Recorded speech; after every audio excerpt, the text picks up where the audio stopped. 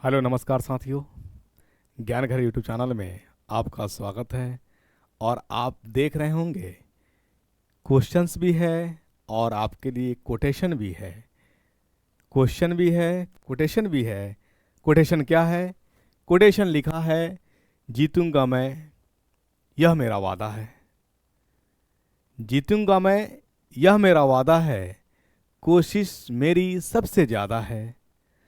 जीतूंगा मैं, यह मेरा वादा है, कोशिश मेरी सबसे ज़्यादा है। हिम्मत टूटे भी तो नहीं रुकूंगा। हिम्मत टूटे भी तो नहीं रुकूंगा, क्योंकि मजबूत बहुत मेरा इरादा है। आपके लिए, जी हाँ साथियों, आपके लिए आप स्टेट की एग्ज़ाम देने जा रहे हैं। आज स्टेट का एग्ज़ाम हो गया एक पेपर 2023 में। जो पूछा है स्टेट ने, साइंस की हम बात करें तो क्वेश्चन मैं आपके लिए लेकर के आया हूँ। इसीलिए हताश नहीं होना है, निराश नहीं होना है, मायूस नहीं होना है, गमगीन नहीं होना है और अपने मंजिल से थक करके बैठ नहीं जाना है, रुकना नहीं है। ये कोटेशन आपके लिए, सिर्फ और सिर्फ आपके लिए ज्ञान घर यूट्यूब चैनल से दिया जा रहा है। आप पढ़िए, एनर्जेटिक रहिए, जहाँ रहिए एक नियमित डिसिप्लिन में रहिए, क्योंकि इंस्पायरेशन, मोटिवेशन और डिसिप्लिन में अंतर है। मोटिवेशन ठीक गुब्बारे की तरह है, जब सुनी जाती है तब दिल में आग लगती है, फिर धीरे धीरे वो पिचकता चला जाता है। और डिसिप्लिन एक नियंत्रण, एक कंटिन्यूटी में चलने वाला, एक नियंत्रण में चलने वाला आदत है। जिसके पास डिसिप्लिन है वो बहुत आगे चला गया, जिसके पास मोटिवेशन सिर्फ आया वो एक डेथ करके नीचे की ओर आ गया। क्योंकि डिसिप्लिन की ग्राफ लगातार ऐसे है, मोटिवेशन की ग्राफ जो है कभी ऐसे है, कभी फ्रैक्चर है, कभी ऐसे और जाकर के यहाँ। कभी कभी आप देखते हो कि जब हार्ट रेट जो है, हार्ट पल्स रेट सीधा हो जाता है तो डॉक्टर बोल देता है सॉरी। ठीक उसी तरह से मोटिवेशन है। इसलिए आपको मोटिवेशन की नहीं, डिसिप्लिन की ज़रूरत है। जीतूंगा मैं, यह मेरा वादा है, कोशिश मेरी सबसे ज़्यादा है। हिम्मत टूटे भी तो नहीं रुकूंगा, मजबूत बहुत मेरा इरादा है। आइए स्टेट 2023 में जो पूछा गया था पेपर 1 और पेपर 2, तो पेपर 1 की चर्चा करेंगे, यानी शिफ्ट 1 में और शिफ्ट 2 में। तो शिफ्ट 2 में जो पूछा हुआ प्रश्न है वो मैं लेकर के आया हूँ आपके लिए। आइए बात कर ले। इसको जो है लिख लीजिएगा कहीं, एकदम कोटेशन को सरिया करके, बहुत काम आएगा। ठीक है, चलिए क्वेश्चन है आपके सामने। निम्नलिखित में से कौन एकल संयोजी रेडिकल है? सबसे पहले जाने कि रेडिकल कहते किसको है। रेडिकल उसको कहते हैं जो वैकेंट होता है, जो फ्री होता है, जिसको यूज करेंगे हम बॉन्डिंग करने में। क्या किस में करने में? बॉन्डिंग करने में। जैसे मान लिया एकल जो होता है हमारा रेडिकल, वो सिंगल रिप्रेजेंट किया जाता है। क्या किया जाता है? और इसको कोई उचक के ले जाएगा, या तो ये शेयर में लगा दे, या ये इसको क्या करे, उचकेगा। और रेडिकल जैसी बात किया जाएगा, सिंगल की बात किया जाएगा, सिंगल इलेक्ट्रॉन्स की बात किया जाएगा। सिंगल इलेक्ट्रॉन ही हमारा रेडिकल है। आई बात समझ में? और हाइड्रोजन इकलौता है जो सिंगल हमारे पास है। बाकी अगर हम बात करेंगे तो क्लोराइड भी हमारा एक से ज़्यादा वाला रेडिकल फॉर्म कर सकता है। हाइड्रोक्साइड की बात करेंगे, नाइट्रेट की बात करेंगे, तो हाइड्रोक्साइड को हम लोग OH कहते हैं। क्या कहते हैं? OH कहते हैं। नाइट्रेट NO3, ये हमारा माइनस, ये भी माइनस। क्लोराइड की बात करिएगा तो क्लोराइड Cl माइनस। ये सारे के सारे एक, यानी -1 बता रहा है कि ये एक लिया है। क्या किया है? एक लिया है। ये सब के सब जो है आपका सिंगल रेडिकल कहलाने वाला है। क्या कहलाने वाला है? सिंगल रेडिकल कहलाने वाला है। तो आंसर आपका जो हो जाएगा इनमें से सभी, नाइट्रेट भी होगा, हाइड्रोक्साइड भी होगा, क्लोराइड भी होगा। तो फ्री रेडिकल समझ में आया? फ्री रेडिकल यानी जिसके पास सिंगल इलेक्ट्रॉन्स होता है और जो शेयरिंग में इन्वॉल्व कराएगा बॉन्ड बनाने में, उसी को हम लोग फ्री रेडिकल्स कहते हैं। आइए हम लोग अगला प्रश्न में आते हैं। तो पहला का आंसर क्या हो जाएगा? D number is the correct answer. अगला प्रश्न है, कोई एक्स परमाणु में, यानी कोई एक्स एलिमेंट्स है जिसमें पूछ रहा है कि एक्स परमाणु में न्यूट्रॉन की संख्या कितनी होगी। तो आपका लिखने का तरीका कुछ इस प्रकार था, 21 और 23। ऐसे लिख सकते, कोई दिक्कत नहीं है। ये नीचे वाला बताता है परमाणु संख्या, ऊपर वाला बताता है परमाणु भार। तो परमाणु संख्या जो होता है, जितना नंबर ऑफ प्रोटॉन्स होता है, नंबर ऑफ प्रोटॉन बराबर है नंबर ऑफ इलेक्ट्रॉन, ये परमाणु संख्या को रिप्रेजेंट करता है। परमाणु भार, ये हमारा है परमाणु भार। तो परमाणु भार जो होता है न्यूट्रॉन प्लस प्रोटॉन होता है, न्यूट्रॉन प्लस प्रोटॉन होता है, ये याद रखिएगा। तो अब आपसे परमाणु भार दे दिया है, इससे पूछा आपका न्यूट्रॉन पूछा है, नहीं पता है तो भार लिख लीजिए 23। न्यूट्रॉन की संख्या मान ले x प्लस प्रोटॉन तो हमारा दे रखा है, नीचे वाला प्रोटॉन हो या इलेक्ट्रॉन हो, नीचे वाला हमारा प्रोटॉन या इलेक्ट्रॉन, नंबर ऑफ प्रोटॉन ही हमारा एटॉमिक नंबर होता है। तो कितना हो जाएगा 11। इसको इधर ले आइएगा तो क्या माइनस हो जाएगा, 23 में से 11 घटा दीजिए बराबर x हो जाएगा, तो कितना हो जाएगा 12। x का मान आ जाएगा आपका 12, यानी न्यूट्रॉनों की संख्या हो गए 12, न्यूट्रॉनों की संख्या 12। आइए अगला प्रश्न में आते हैं हम लोग, जो साइंस स्टेट में पूछा है 2023 में, और आज से एग्जाम स्टार्ट है स्टेट का, ठीक है। तो उसकी हम लोग चर्चा, ताकि आप अगर साइंस बैकग्राउंड से हैं तो उसके लिए आप तैयारी कर लिए होंगे, और तैयारी कोई प्रीवियस ईयर का क्वेश्चन देख करके जाइएगा। किस विधि द्वारा समुद्री जल से नमक प्राप्त होता है? तो समुद्री जल से नमक प्राप्त करने की विधि वेपोराइजेशन, उसको हम लोग वाष्पीकरण कहते हैं। क्या कहते हैं? वाष्पीकरण कहते हैं। तो आपका A number is the correct answer. चलिए आइए अगला प्रश्न में आते हैं हम लोग, दूध से मक्खन को अलग किया जा सकता है। तो दूध से मक्खन को अलग करना सेंट्रीफ्यूगल फोर्स कहलाता है। अपकेंद्री विधि द्वारा, अपकेंद्रन विधि द्वारा इसको अलग किया जा सकता है। तो आपका C number is the correct answer, centrifugal. ठीक है, मेथड याद रहेगा? नहीं रहेगा। ऊर्ध्वपातन द्वारा, ऊर्ध्वपातन जो होता है कि कोई ठोस डायरेक्ट गैस में बन जाए या कोई गैस डायरेक्ट ठोस बन जाए, तो ये हमारा मेथड कहलाता है ऊर्ध्वपातन। सब्लिमेशन क्या कहलाता है? सब्लिमेशन। ठीक है, चलिए आइए अगला प्रश्न आते हैं। गैस पदार्थ में कणों के बीच की गति डैश होती है। तो गैस पदार्थ में जो कणों के बीच होती है गति, वो रैंडमनेस होता है। क्या होता है? रैंडमनेस होता है। और उस रैंडमनेस को कहते हैं हम लोग यादृच्छिकी। अब बताइए, यादृच्छिकी जो है बोलना आसान था या रैंडम बोलना आसान था? देखो मैं एक बार में लिख भी नहीं पा रहा हूं, यादृच्छिक। ठीक है, इसी को हम लोग कहते हैं रैंडम। रैंडम, ठीक है। तो एटम्स के बीच जो मूवमेंट होता है वो रैंडमनेस होता है। तो आपका answer A he the correct answer. कहीं कहीं लिख देता है वृत्तीय, तो वृत्तीय एक सर्कुलर पाथ हमेशा के लिए हो जाएगा, जो कि ये सही नहीं है, है ना। पदार्थों में, गैस के पदार्थों में जो कणों के बीच जो गति होती है वो रैंडमनेस होती है, यादृच्छिक ही होती है, याद रखिएगा। प्रति सेकंड पृथ्वी की सतह से प्रति वर्ग मीटर ग्रहण किए सौर ऊर्जा का मान होता है। तो याद रखिएगा, ये डायरेक्ट याद रखिएगा 1.36 गुने 10 के पावर 3 ये जूल, याद रखिएगा डेटा डायरेक्ट। ठीक है, डायरेक्ट याद रखिएगा। गैस को द्रव में परिणत किया जा सकता है। गैस को द्रव में परिणत किया जा सकता है, बिल्कुल किया जा सकता है, दाब को बढ़ा करके। दाब बढ़ाइएगा, गैस लिक्विड में कन्वर्ट हो जाएगा। दाब को बढ़ा करके किया जा सकता है। आंसर है क्या? हाँ, A number is the correct answer. ताप बढ़ाइएगा तो गैस गैस में ही कन्वर्ट हो जाएगा। गैस गैस में ही कन्वर्ट हो जाएगा। गैस को अगर द्रव चाहते हैं तो दाब बढ़ा दीजिए। उसमें ऊर्जा होता है, उसमें ऊर्जा जो होता है 100 डिग्री सेल्सियस के बराबर, यानी उसमें ऊर्जा कहते किसको? Heat energy.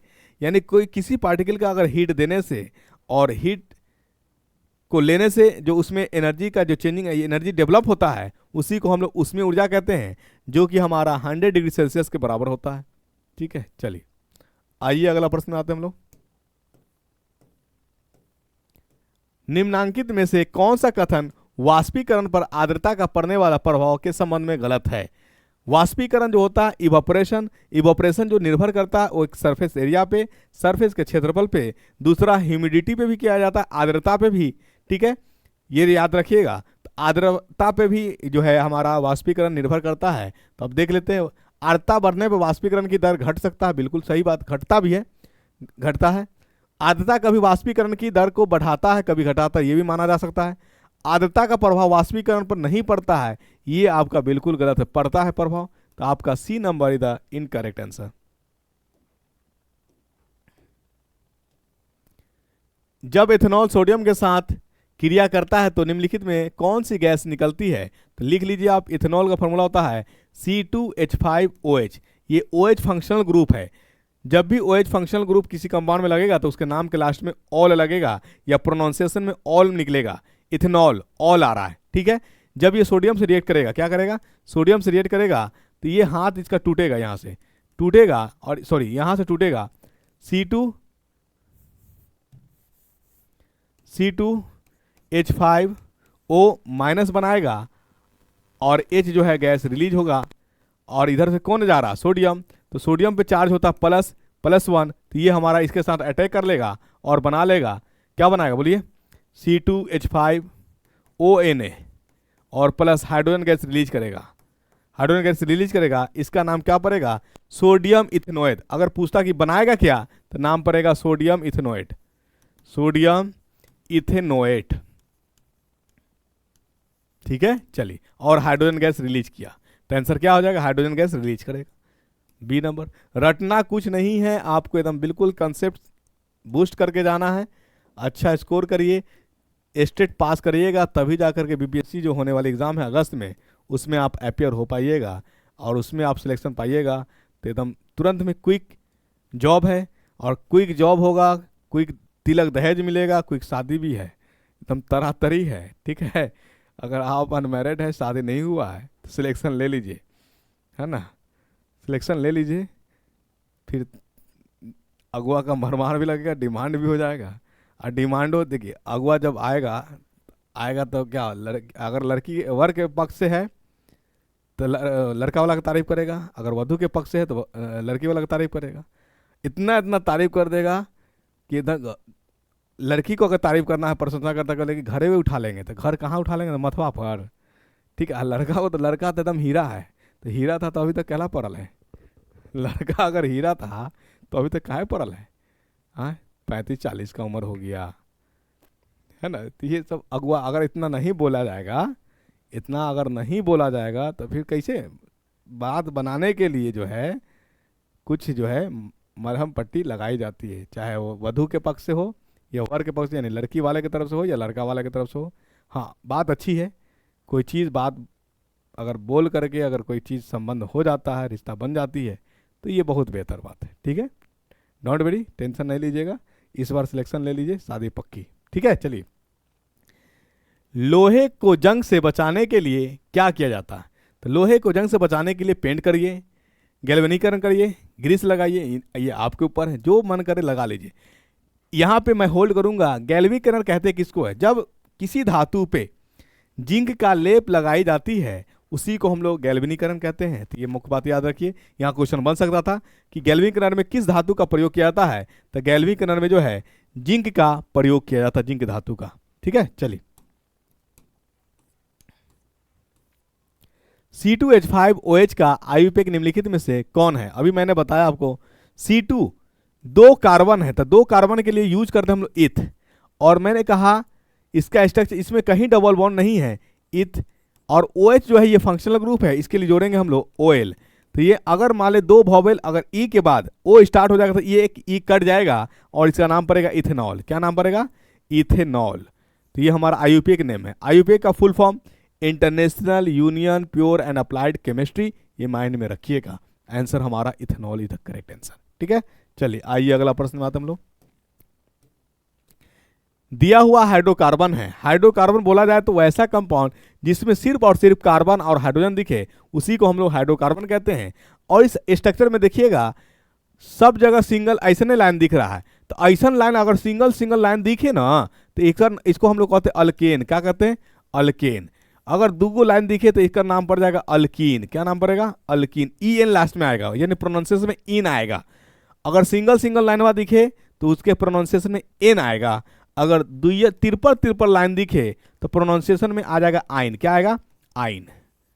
बात समझ में आई कि नहीं है। ट्रिपल लाइन दिखे तो आइन, डबल लाइन दिखे तो इन, सिंगल लाइन दिखे तो एन, ये याद रखिएगा, ठीक है। सिंगल लाइन को हम लोग कहते हैं सैचुरेटेड संतृप्त, और डबल और ट्रिपल को हम लोग कहते हैं अनसंतृप्त, यानी अनसैचुरेटेड असंतृप्त कहते हैं, ठीक है।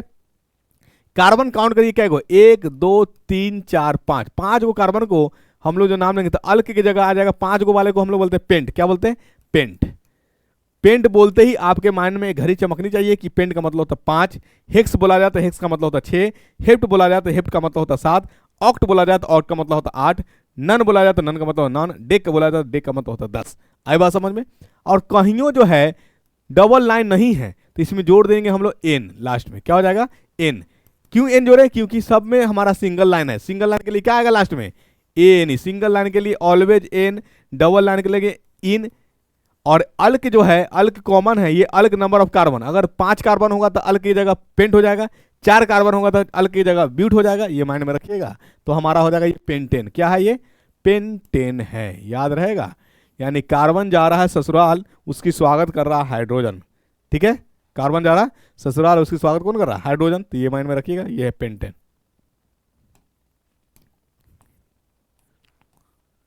इनमें से कौन अक्रिय गैस का इलेक्ट्रॉनिक विन्यास नहीं है, इनमें से कौन अक्रिय गैस का इलेक्ट्रॉनिक विन्यास नहीं है। तो अब अक्रिय गैस कह रहा है, इनर्ट गैस की बात कर रहा था। इनर्ट गैस हमारे पास है helium, neon, argon, krypton, xenon, ये सब हमारा एक है रेडॉन, ये रेडॉन तो बात की चीज है। हीलियम का एटॉमिक नंबर था 2, नियोन का होता है 10, आर्गन का होता है 18, इसका होता है 36, इसका होता है 54। तो अब जोड़ लीजिए जी, अगर 10 है तो हमारा अक्रिय गैस है, तो इसमें जोड़िए 10, ये अक्रिय गैस है आपका, इनर्ट गैस है, आईजी लिख रहे हैं मतलब इनर्ट गैस। इसको जोड़िए कितना आएगा 8 2 10, 18 18 36, 36 10 46, 46 8 54, ये 54 है क्या कहीं, हाँ 54, ये भी इनर्ट गैस है आपका। ये सब इलेक्ट्रॉन है, इसको ऐड कर लीजिए, इसको जोड़िए 8 2 10, 10 8 10 18 28, 28 2 30, ये 30 आ गया। इसमें देखिए तो आईजी में 30 है कहीं, ये हमारा नहीं है। इसको जो है 8 2 10, 10 8 18, 18 18 36, 36 तो हम लोग लिखे थे, हाँ 36 है, यानी ये आईजी है, ये आईजी है, ये आईजी, ये नहीं है आपका, बी नंबर तक करेक्ट आंसर, ठीक है। तो ये एटॉमिक नंबर लिख लीजिए, याद रख लीजिएगा, माइंड में रहना चाहिए, रटना कुछ नहीं है। अभी यूट्यूब पे देखिएगा तो खाली एबीसीडी आंसर बता देगा आपको, ठीक है ना, हाँ ये भी यूट्यूब पे ही है ज्ञान घर, लेकिन ये सिर्फ एबीसीडी बताने में विश्वास नहीं करता, ये कंसेप्ट बताता है, कंटेंट बताता है, ठीक है। चलिए, निम्नलिखित में से कौन तत्व अधिक अस्थायी है, तो स्टेबल उसी को कहते हैं जो इनर्ट गैस है, तो हमारा आर्गन जो है इनर्ट गैस है, इसी को हम लोग अस्थायी बोलेंगे, C number is the correct answer, ठीक है। चलिए अगला प्रश्न, निम्नलिखित में से तत्वों के वर्गीकरण का वर्तमान में क्या आधार है, तो तत्वों के वर्गीकरण का आधार एक ही है, वो क्या है हमारा परमाणु संख्या, तत्वों का परमाणु संख्या, ठीक है। चलिए, निम्नलिखित में से कौन गंधीय सूचक नहीं है, तो गंधीय सूचक जो स्मेल को डिटेक्ट नहीं करता है उसी को हम लोग गंधीय सूचक नहीं कहते हैं। तो याद रखिए वैनिला जो है ये गंधीय सूचक है, सल्फर का सूचक करता है, यानी एसिड बेस सॉल्ट में जो स्मेल टेस्ट करना है, प्याज भी हमारा सूचक है, लौंग का तेल भी हमारा सूचक है, शकरकंद नहीं है, शकरकंद नहीं है, ये गंध का सूचक नहीं है। गंध बोला जाए जनरली तो सल्फर का कंटेंट होता है, याद रखिएगा, ठीक है। गंध सिर्फ और सिर्फ गंध अगर कहा जाए तो उससे सल्फर एलिमेंट को सूचित किया जाता है। निम्नलिखित में से कौन मैग्नीशियम का दूध है, मैग्नीशियम का दूध का फॉर्मूला होता है MgOH का होल ट्वाइस, MgOH का होल ट्वाइस को हम लोग क्या करते हैं मिल्क ऑफ मैग्नीशिया, तो ये भी याद रखिएगा आप, ठीक है। तो ये हमारा B number is the correct answer हो गया।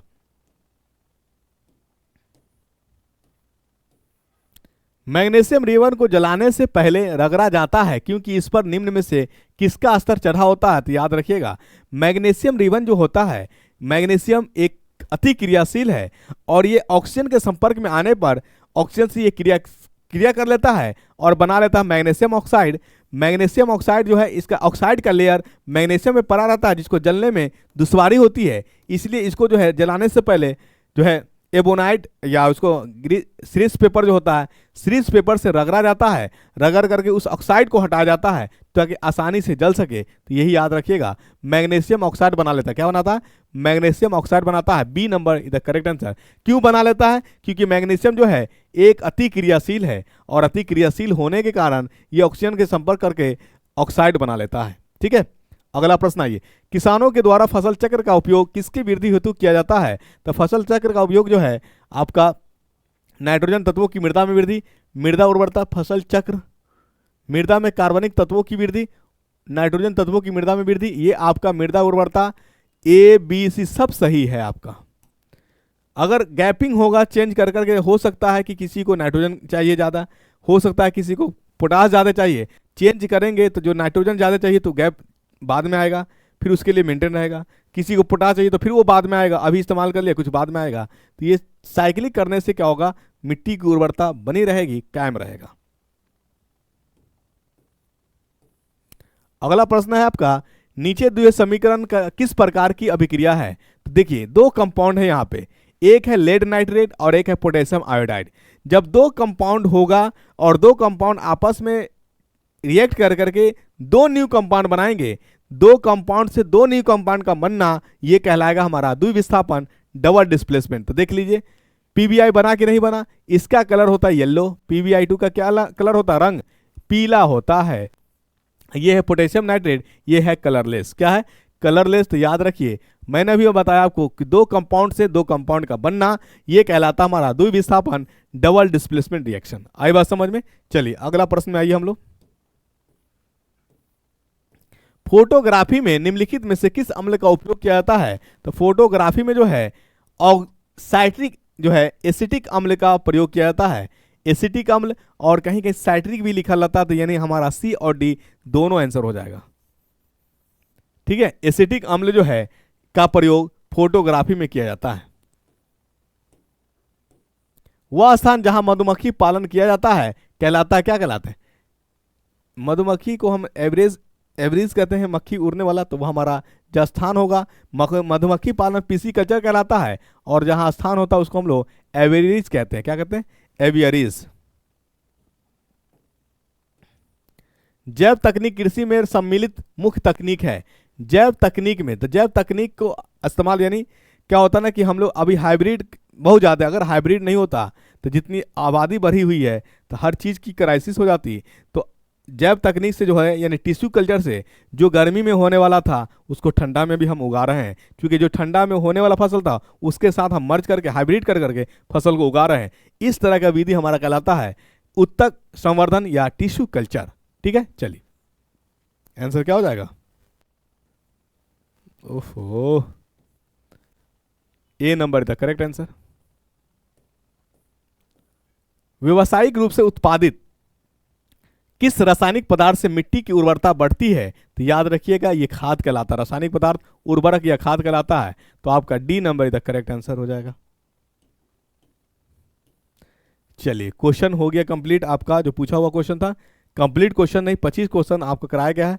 कंसेप्चुअली जो भी क्वेश्चन कैसा पूछा जाता है इसको देख लीजिएगा, क्वेश्चन बिल्कुल हलवा रहता है, हल्का रहता है, लेकिन इस गलतफहमी में आप हल्का है हल्का इग्नोर करके चले जाएंगे तो हो सकता है कि समस्या का सामना करना पड़े, क्योंकि क्वेश्चंस मॉडरेट किए जा सकते हैं, चेंज रहेगा। इसलिए गलतफहमी में नहीं रहना और भ्रम में नहीं रहना कि ऐसा ही क्वेश्चन आता है। तो ज्ञानगढ़ यूट्यूब चैनल से बने रहें। Thank you so much. जय हिंद साथियों।